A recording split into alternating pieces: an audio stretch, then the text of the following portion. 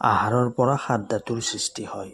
হাড়, চৰ্বি, ৰক্ত, মাংস, অস্থি, পেশী, বীৰ্য, যিটো আমাৰ আপোনাৰ সকলোৰে শৰীৰত হয়।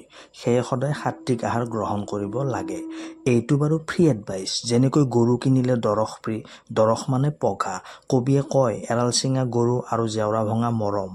এটা দশক আগত যদি আপোনাৰ মোবাইলৰ ইনবক্সত জেওৰা ভঙা মৰমে ঠেলা হেঁচা কৰিছিল তেনেহ'লে অভিনন্দন, আপোনাৰো মোৰ দৰে বহিমুটা বয়স হৈছে।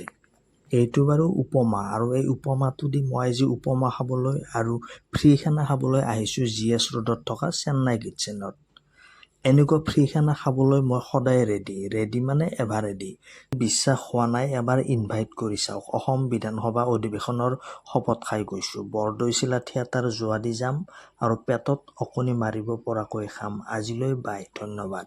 আকৌ লগ পাম।